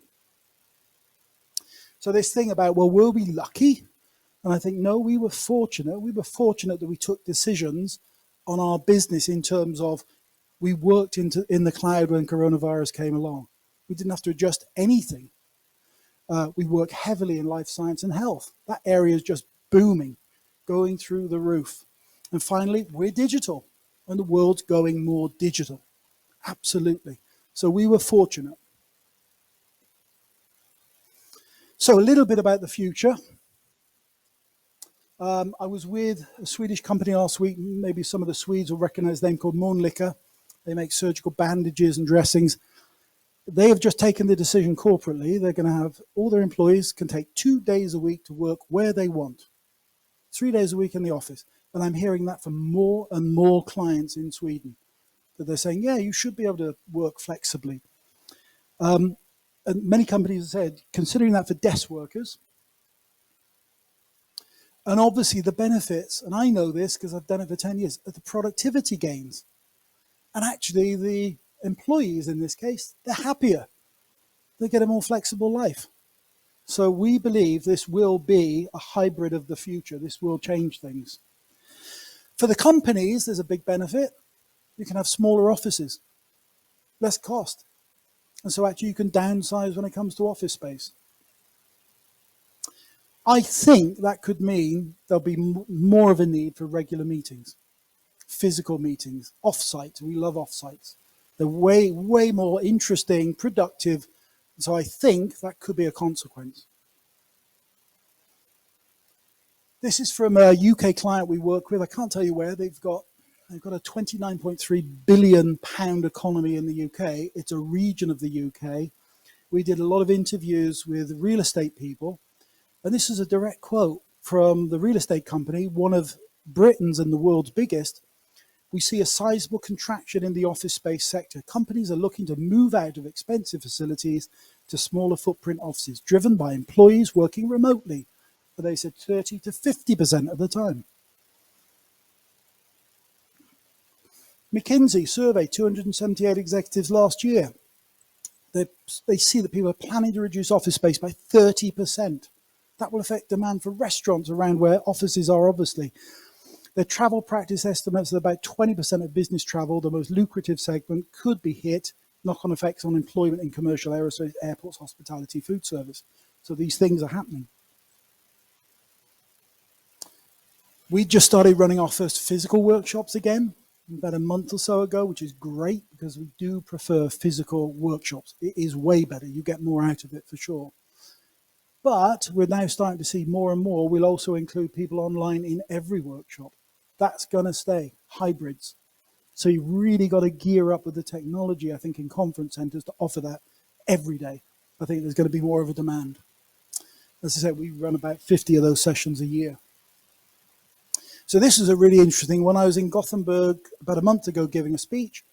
They had the most fantastic facility with 3 4K cameras, mixing desk with both Mac, PC, and it was streamed. But the great thing about it is you could move back the curtain and there was a facility there for 150 people. And I think, again, that hybrid session will become the reality. And you've got to have really high-tech facilities to be able to offer that kind of conference. But it was fantastic. So these pods, I think, yep, they're going to happen. Super high-speed broadband, obviously. High-tech meeting centers, 4K cameras, great sound systems. Great sound systems.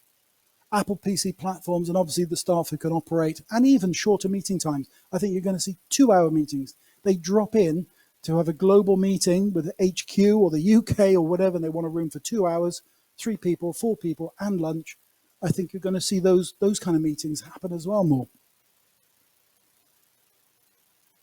And change is getting quicker.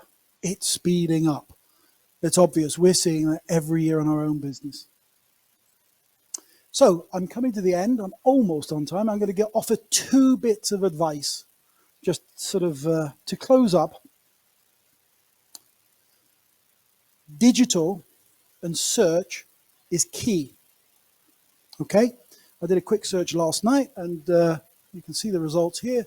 I just Googled, well, Stockholm conference centers. Okay, that was page 1. You've got some ads, obviously Google ads. Then you've got the others, which is they're there because of organic content. But the fact is, if you are not there on page 1, you don't exist. Nobody goes to page 2. 80, 90% stay on page 1. That's it.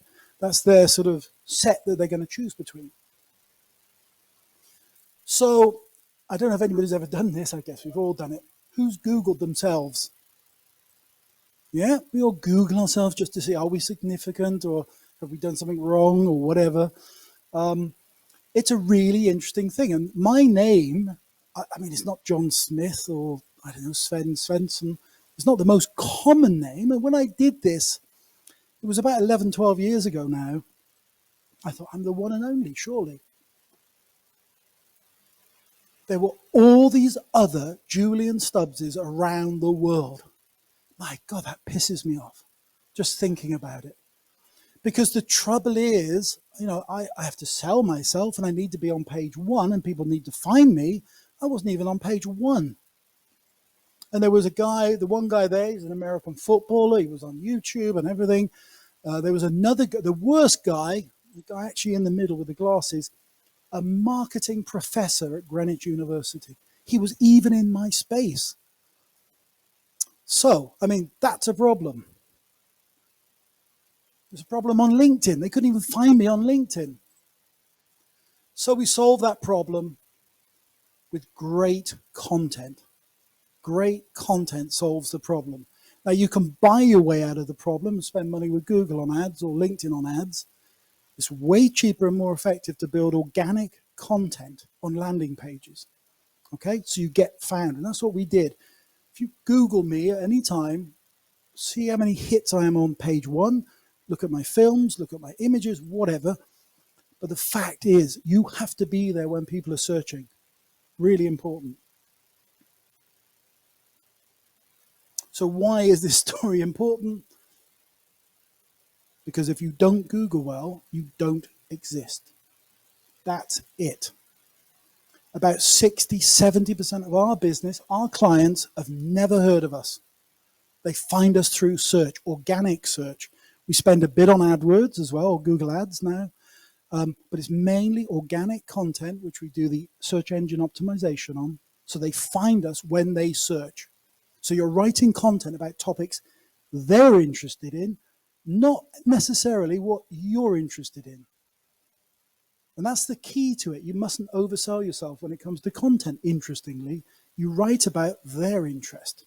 So really important. Second bit of advice, if you don't do that, buy a dog, because you're going to have lots of free time. Digital is absolutely key. And a dog as well, he doesn't care about your problems. He wants to go play with the ball, which is a great thing. That's me. If you want to find me, Google me. That's fine. You can send me a note. It's been delightful. I'm 2 minutes over time. So, but I think we're going to have some questions maybe from somewhere. Anyway, thank you very much. Brilliant.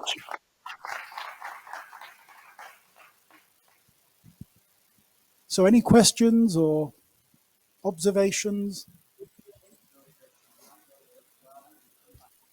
Sure. Michael, you there? Yeah. No problem at all.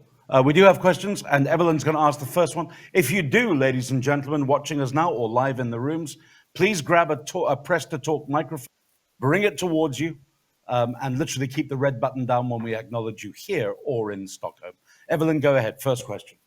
Hi, Julian. Thanks for this interesting keynote presentation. I'm Evelyn. I'm with Abbott here in Warwick. And I'm not English, so I don't know what a Dalek or Dalek or is the object that was next to you in the picture. Thanks. Oh, the Dalek. Okay, sorry.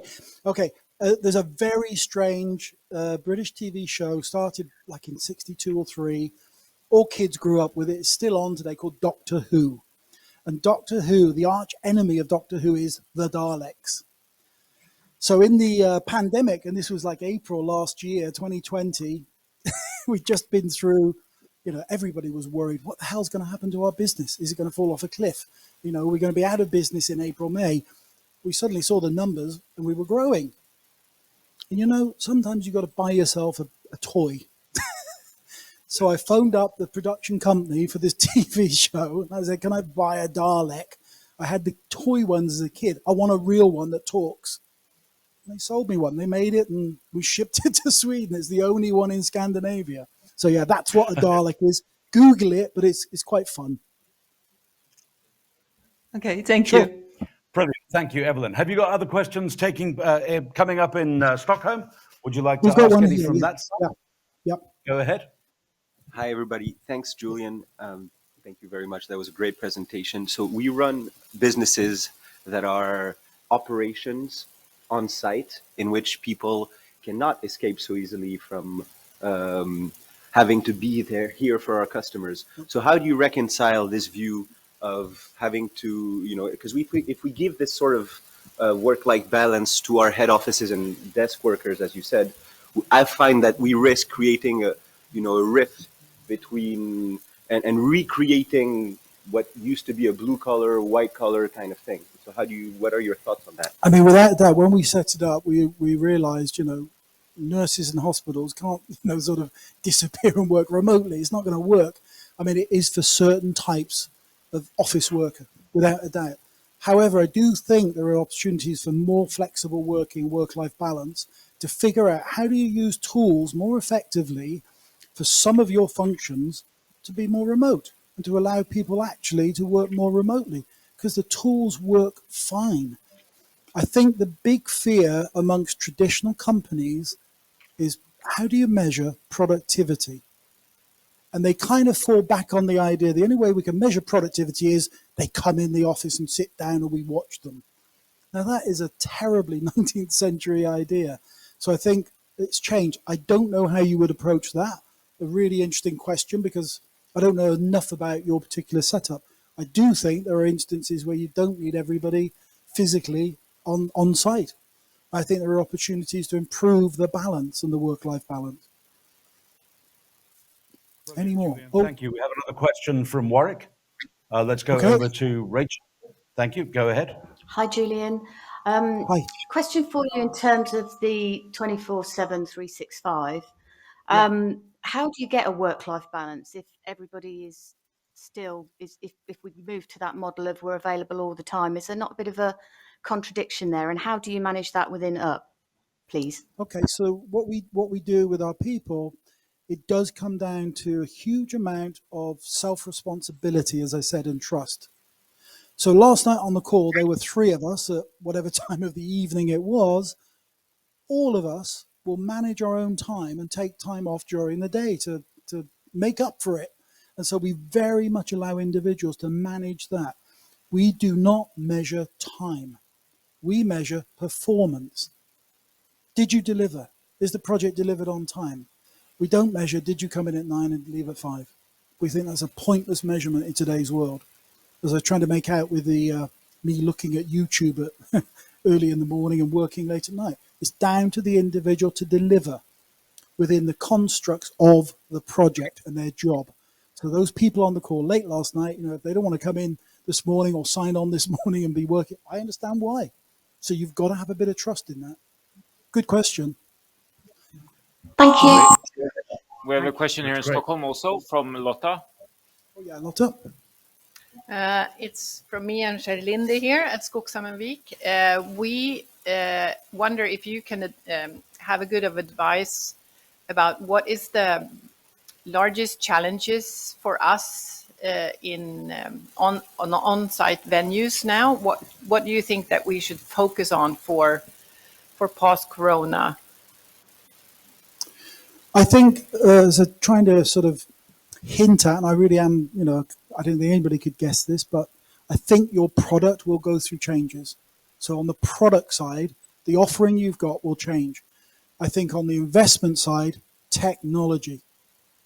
The reason I would come out to you, and the reason I do come out to you, but I think this is going to go even further, is if you've got better bandwidth, if you've got better cameras, if you've got better technology, and I can bring 2 or 3, my guys out, we can run a 2-3 hour meeting with you, have a great lunch or a dinner. I think that's part of the future. And I think offsites are going to change and become more important than ever, especially in this world where more people are going to work remotely because they're going to meet their colleagues offsite as well, possibly. So I think there's opportunity. So that's the product side. I'd say the biggest challenge, or the one just discussing the tagline and thing, figure out what you are. Why should people choose you? If you don't get that figured out and reflect it in what you offer them, it'll be confused. Now, obviously, you're a bunch of different organizations, companies coming together, but you've got to figure that out so it's meaningful. So there's an additional value in that as part of IACC. So that's always a tough one. And the third thing, as I've been saying at the very end, digital is key. Just search your own facility, your own conference center. Where are you? Are you number 1 on page 1? Are you on page 1? If you're not, you have a problem. So get on page 1 or figure out a strategy for being on page 1. Our own particular business, by the way, and somebody was asking me this question this morning, where do we get our business? Well, day one back in 2011, it was 100% people who knew us. Today, the mix is about 60-40, maybe 70-30. 70% have never heard of us, but they search something. And so our job is to figure out what are they searching, produce great content, which is optimized, so they find our content. They then read related content at the bottom of that content. We then withhold from them really valuable content they're interested in, which could be a film or it could be a white paper or whatever it is, or statistics, that in exchange for that bit of content, they have to tell us who they are. They then go into our CRM. And at that point, we can start marketing automation with them. We can send an automated response and say, oh, you read this, you'll be interested in this. All those things can be automated. Now, the alternative, you can spend money with Google Ads and you can get yourself onto page one, but you're going to be doing it forever. So personally, what we do, we spend money with Google Ads. So we attract people to landing pages. The landing page ranking goes up. We optimize the content on the landing page, and then we can ease back on the Google Ads spend because that landing page has already then started to sort of prove itself in the algorithm. So think digital and think through a digital strategy for finding the people you think are your market, your target audience. Lotta's been good at this and thinking about this. And don't confuse social media with content marketing. Social media is just a medium to reach those people as well. You still got to think about your content. Okay, that was that, I think. Brilliant, Julian. Thank you very much. Another question in the UK as well. We've got time for a couple more. We're running very nicely on the agenda. Evelyn, go ahead. Okay, hi, Julian. The question is on sustainability. I've heard a lot of operation managers here in the UK that sustainability is on their agenda for years to come, but I haven't heard you say a word on it. I was curious what you have to say on sustainability. So I'll relate it to my business because that's the one I know best. Some of our people who've joined us have joined us because we are so sustainable.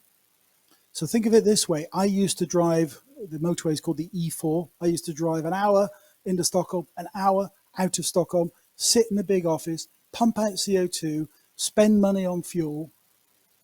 We don't do that as much. So, I mean, that is changing sustainability a lot. You can work remotely. You don't need to commute as much.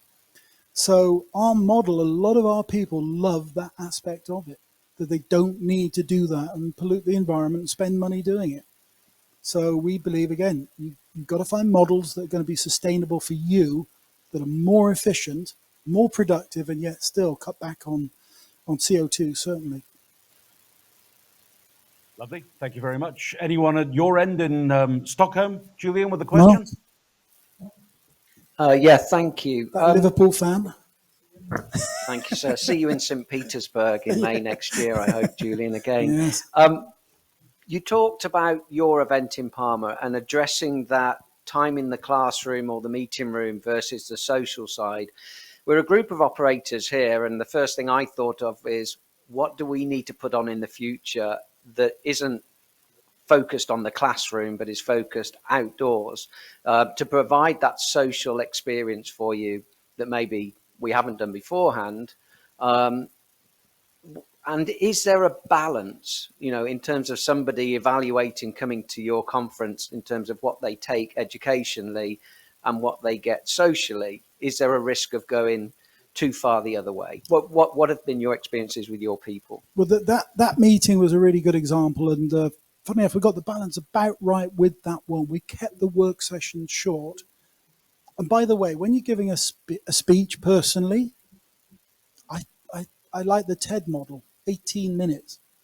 You can say everything you want to say in 18 minutes. You do not need 45 minutes. So keep the session short. Keep the overall work part of the agenda tight, and whatever actually there's legal limits in here you've got to be aware of. If you're going to have a physical meeting, I think the number in Sweden is 6 hours. You've got to physically be together. So, okay, part of the agenda needs to look more work than pleasure. However, the pleasure part isn't just pleasure. They're getting to know each other. And isn't that what holds an organization together? And that is a key part of it. And so getting that balance right, what we did, I said, we sat in the conference room for 4 hours. We went outside for 2 hours and did some stuff together, still part of the work agenda. Then we went and played paddle. We went off on bikes. We did all the great things you can do in Mallorca. So, yeah, I think it's a very important part of it, Mark. Okay. I think Brilliant. we're on Thank you time. very much Is that indeed, it? Julian. Yeah, that about wraps us up from a question time. And the one thing I love about it, Julian, is that although your keynote was the length of a Netflix documentary, it was one that would have been watched by plenty of people. It was brilliant. So to thank you for your keynote to us, let's call back Mark, please, to express all of our appreciation to you. And from my side, just before Mark steps up, I have to tell you, as a Preston North End fan, we're playing Liverpool on Wednesday in the Carabao Cup. I've got tickets. We're going to win. You're going to be bloody miserable on Thursday. But here's Mark. I thought my brother-in-law was the only Preston North End fan. There's two of them. But just before I thank Julian, a couple of things I wanted to point out.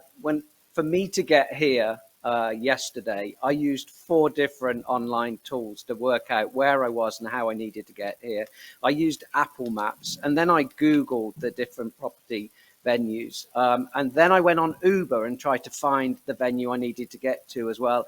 And and something else and something else. So he's absolutely right in terms of visibility, because we're using all these different ways of trying to connect and get in touch with you.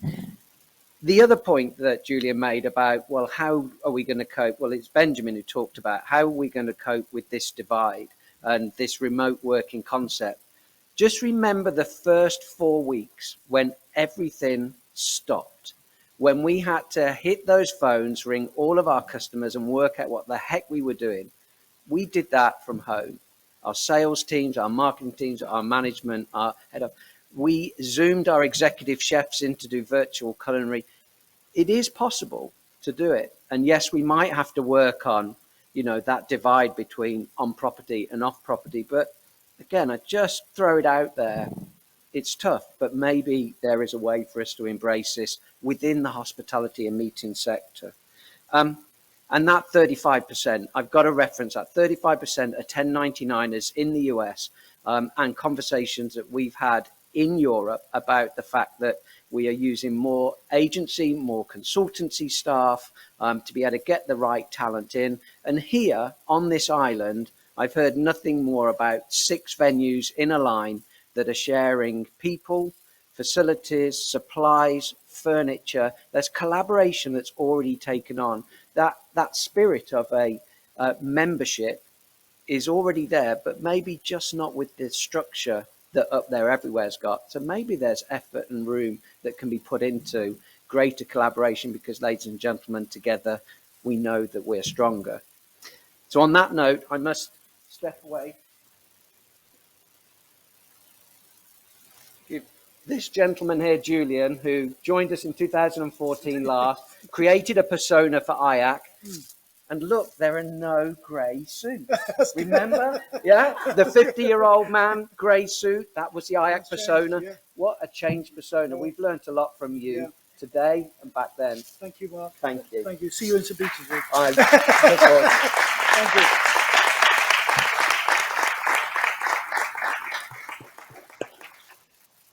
That's awesome. Thank you very much indeed, Julian and Mark. So what we've planned in terms of the agenda is exactly what Julian was ending with, a lengthy networking lunch break. I'm going to take you to lunch in just a second or so. It's going to be downstairs in the restaurant adjacent to where we had coffee. But let's just think about a summary of the morning in terms of what we've learned.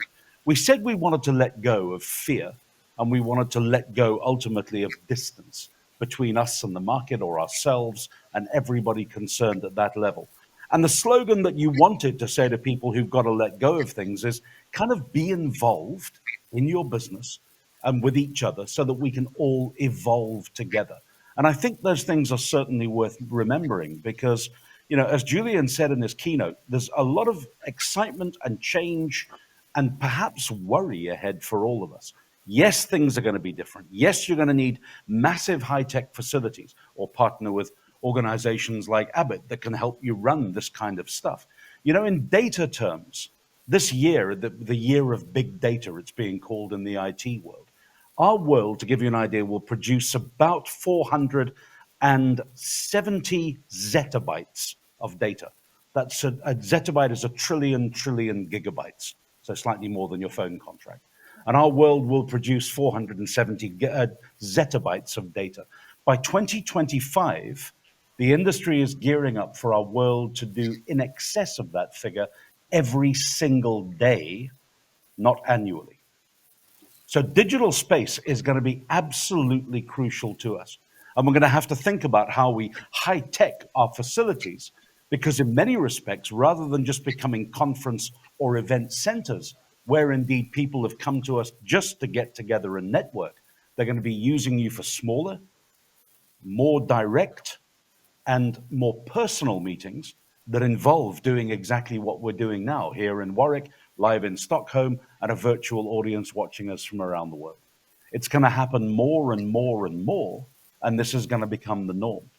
You've also got the flip side of everything Julian was talking about in terms of what you do with your staff and how you set them up and how you gear up with all of your staffing issues that are monumental problems, not only in Sweden, but here in the UK at the moment as well. They're going to be difficult and challenging times ahead. And I think what we need to do is look into IACC as much as we can, to take strength from each other, to network now as we go to lunch and come back and beyond into this afternoon, and after we've left Warwick and Stockholm today, and start thinking about how we use the leverage of this new look, new branded IACC that certainly has no 50-year-old men in grey suits, thank God, and how we use the strengths of each other, because otherwise it's going to be a bloody lonely road. And the beauty of it is we can virtually all connect. And just a last thought from what Julian said, I don't know if it's mythical, but I got a ping somewhere in my neurons that members of the Flat Earth Society, I think on their website somewhere it says, we have members all around the globe. So take that for what it means. We're a couple of minutes late for lunch, but we've got plenty of time. In England, we'd like you to come back into this room, please, at 1:45. In Stockholm, we'd like you to come back in, please, at 1:45, obviously with the hour time difference between us. In fact, maybe you can just set your kind of memory for, come in 5 minutes before that, because we're going to go directly into two very different educational sessions, very different to each other, one here, one over there, or one over there and one here. I'll figure that out.